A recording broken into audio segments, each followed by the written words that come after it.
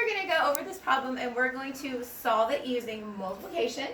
And we are going to do two things. We're going to show our area model and then we're going to show our standard equation.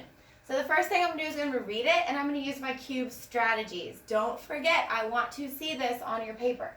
All right, here we go. We're going to read it first before we start.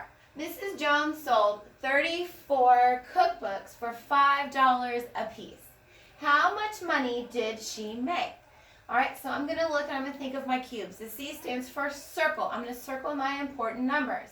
Miss Jones sold 34 cookbooks for $5 a piece.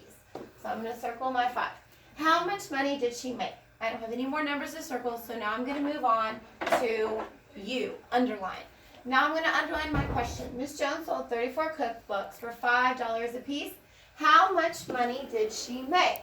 So I need to find the total money that she made. All right, B, box. Now I'm going to box in my words that are going to tell me, am I going to add, multiply, subtract, divide? What am I doing with my problem? Miss Jones sold 34 cookbooks for $5 a piece. How much money did she make? All right, so I know that I'm going to do what? How much money? How much is a total word? Okay, and here it gets a little tricky. $5 a piece. Okay, if you think about that a piece or $5 for two, it's another way to say a group. But this isn't a group like we're used to seeing. This is a single group, one cookbook. All right, so a piece is going to be our group words.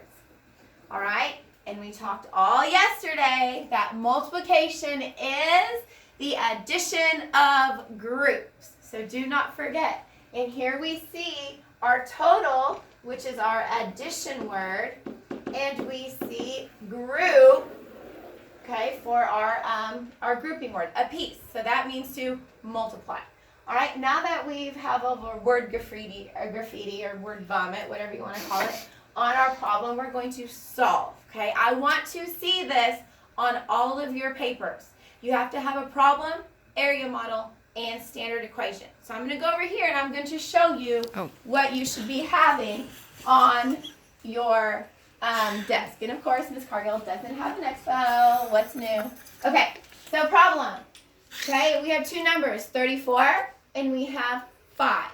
All right, and I know that I have 34 what? I'm making sure I'm correct, writing it down correctly, checking my numbers.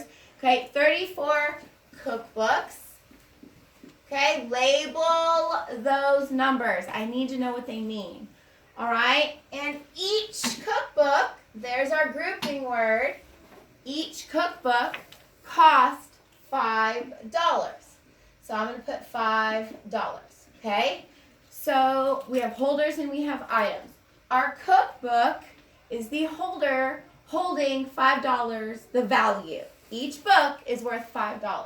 Okay, so now we got to show our area model. Remember our desk, our area. This is where we work. It looks like a rectangle, our area model. So I'm going to start off and I'm going to draw my big rectangle so it's nice and neat, okay? And we know our area model uses partial products. So I'm going to take my numbers apart. And this is an easy one for you, and all of you should have gotten this correct. Super easy. We have 34. How can you take 34 apart? Well, you're going to take the 3, which is a 30 in expanded form. And we have our 4 left over, which is the 1s, okay? We have 4 1s in 34. Then we're going to look at 5. Can we take 5 apart? No. 5 is its smallest value, okay? Now, we're going to show our different groups. I have my group of 1s and I have my group of 10s. All right, and I know you guys know this, but I just want to make sure that you're still doing it correct, okay? So now what we're going to do, we're going to go up and over. Remember, write it down. So here we go. 30 up times 5, going over. Up, we see a 4. Over, we see a 5. All right, now it's happy time. Don't forget, this is where our easy happiness comes through. All right, 5 times 3 is, you should say 15. How many zeros do you see? 1. There's a nice little trick that we learned. All right, what is 5 times 4? Use those multiplication charts if you forget. All right, there is 20. All right, now what do you do, Miss Cargill? Remember, you add your groups together because multiplication is the addition of groups. All right, so now you're going to show your work because Miss Cargill can't read inside of that head. I don't know what you're doing. I want you to show me. All right, we're going to add up our ones first. We have 0. Add up your tens, 5, 6, 7. Add up your hundreds. That gives me 170. 170 what? We are looking for a dollar amount.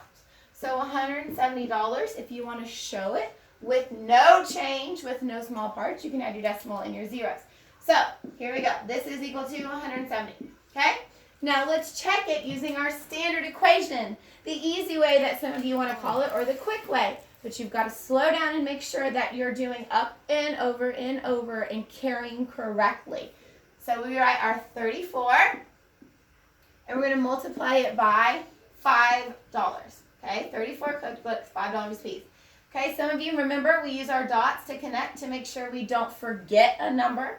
Okay, we're going to start in our ones. We're going to go up. What's 5 times 4? 20. You can't have 21, so you have to carry your 2 to the tens place. All right, then we're going to go over, up and over. Go over to the 3. What is 5 times 3? That is 15, okay? But you can't forget about our 2 that we added over here. So 15 plus 2, 15, 16, 17, okay? We get 170 what? $170. Now go back and look at your first answer. Did you get 170 in your area model and 170 in your standard equation? If you did an awesome job. Super proud. Keep up the work. Show your work on every problem you do today. I will be looking over it on Monday. I miss y'all.